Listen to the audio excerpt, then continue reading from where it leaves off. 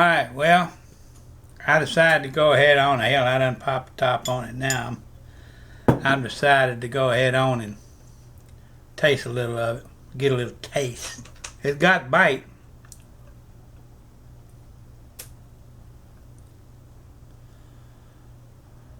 It's definitely beer.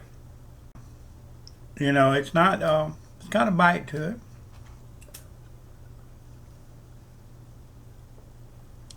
You can definitely taste that lemon in them hops. What I should have did was add me just a few of them Cascade hops in there with this and gave it that little mix. But I overdid it last batch. Now I underdid it this batch. Because I don't have any more lemon drop hops, and I won't go out of my way to get any either. When I tasted this last week, it had like a taste like a Falstaff taste. But today, it seems a little sharper than Falstaff.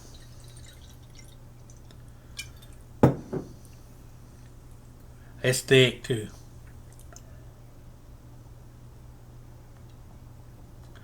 It's definitely beer. My next batch though, I already got to figure out what I'm going to do. I'm going to put a pound of that dry malt extract, and I'm going to put about a cup of honey and some of those Cascade hops, so just a tiny little bit in there. And I didn't boil this for no hour neither. See, that was another thing that I probably did wrong. I should have boiled the whole thing for an hour. But I boiled it for about 30 minutes, got it up to about 180. You know, as I get it up, I got it over 180. And I cooled it down. I checked it.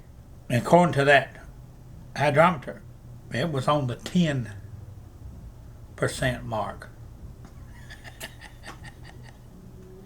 Now, I don't know if it came out 10%. And another thing that happened was it took all day long. The next day, it wasn't doing anything. I had put some of that beer, the rest of those beer that I made the first batch with. I didn't use but a teaspoon of that. I had some of that left. And I put some of that in there. And it wasn't doing anything. So I added the rest of it in there. And the day after that, took off like, I mean, had a big bunch of foaming in action. I thought it was going to blow off, but it didn't. But it made a big bunch of croissant in the top, you know. So I let it go ahead and work 2 weeks. Then I racked it, I sweetened it, and bottled it. Now here's a week later.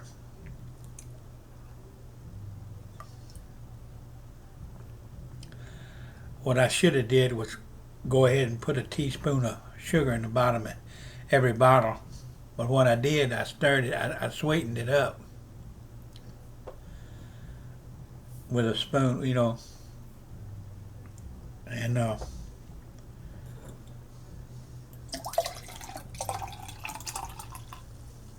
yeah, it's beer. It's beer. You can see it. You can see the bubbles in there.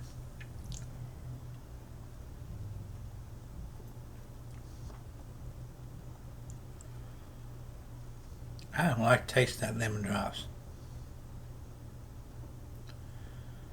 But it's definitely beer. What kind of beer does it taste like?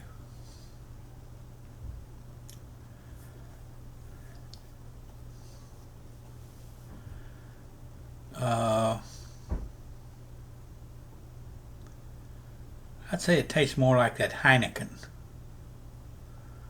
It tastes like Heineken beer. But it doesn't have the... One thing about it that aggravates me is it doesn't have the head that I like. Don't have the head.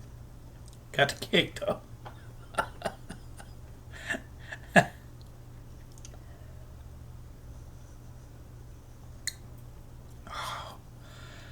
Got the bite.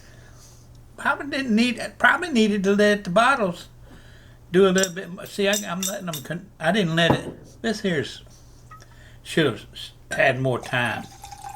I didn't give it enough time to get a proper head on it. But it ain't bad. It ain't bad.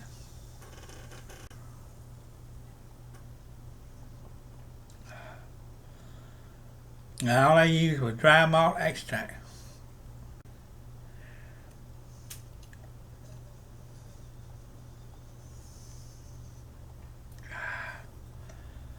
It tastes kind of like this reminds me of my loquat wine that I made. Had that kind of a orange juice kind of thing going on. It was ass kicking too.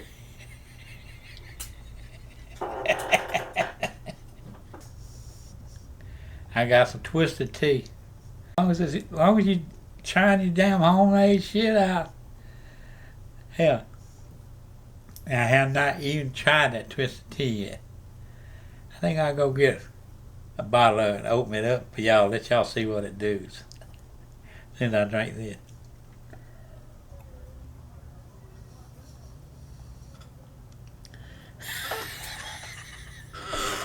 Damn, boy.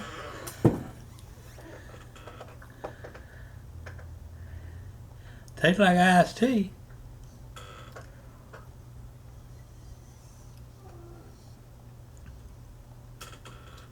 It's got bite to it.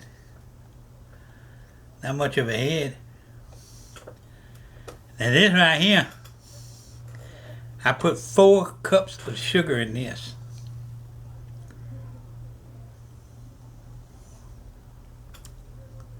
By George, you can make something alcoholic out of tea.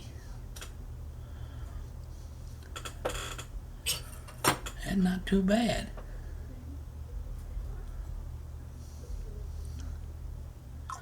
You can tell it's not Bud Light Platinum. That don't even look like Bud Light Platinum. That look like iced tea. I could add some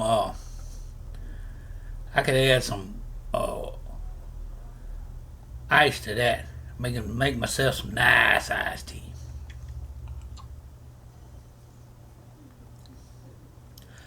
See, that's been sitting in the refrigerator for about a month. That's pretty smooth, pretty nice. Not bad at all for iced tea that you put yeast in.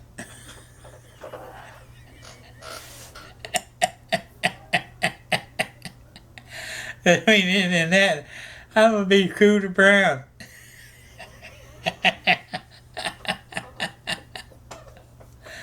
God dang. Shit. Now I don't know how that's supposed to do, and I don't know how this is supposed to do, and I damn sure don't know how both of them supposed to do together. I mean, it ain't done a thing for me.